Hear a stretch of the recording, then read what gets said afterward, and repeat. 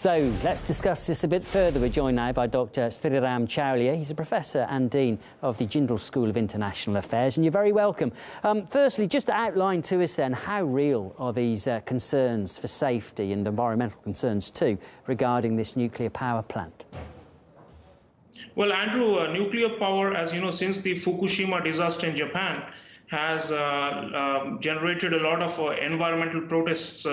So there are quite a few NGOs here in India that are dead opposed to nuclear power. And even the Russian project in Kudankulam further south for another atomic reactor and power generation had been opposed resolutely by some local groups that are left-leaning. But I would still think that Jaitapur, the one which France and India are developing and which has just been agreed upon, is going to be overall beneficial for India's economic development and its plans to move away from fossil fuels. It's a bit of an irony that environmental groups are challenging nuclear power, even though it is relatively cleaner than coal and oil and gas. So I think Prime Minister Modi and President Macron have agreed upon a very ambitious deal to also promote solar energy. And I think solar and nuclear are essential for India, one of the largest developing countries in the world, to move away from dependence on fossil fuels. So it's a tough trade-off. Some local people have grievances about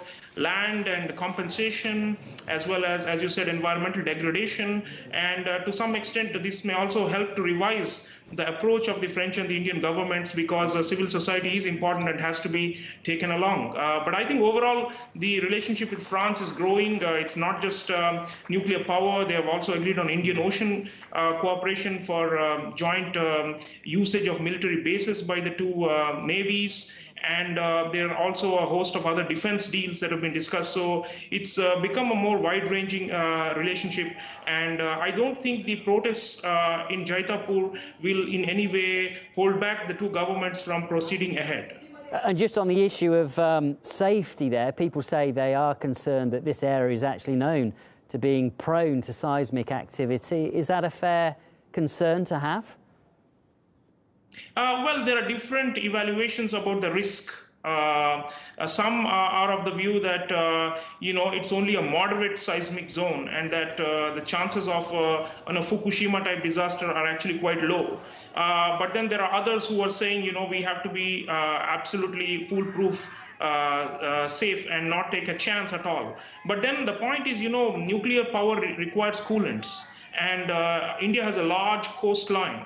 So both the Kudankulam, which Russia is building further south, and Jaitapur, which France is going to build, both of them are along the ocean, and they have to be in coastal locations for water, for cooling the reactors. So I think it's like a difficult dilemma, but end of the day, the consensus is if we are reasonably secure and can provide some safeguards for local people and for the environment, we should still be able to proceed ahead and look for the larger developmental needs of a growing economy like India, which is right now the energy mix is heavily fossil fuel dependent, and we need to transition towards solar, wind, and nuclear. And I think in that order, these three are going to be very, very crucial for us to meet the Paris climate change commitments, and also to be able to safeguard the air and water in the long run for all our people.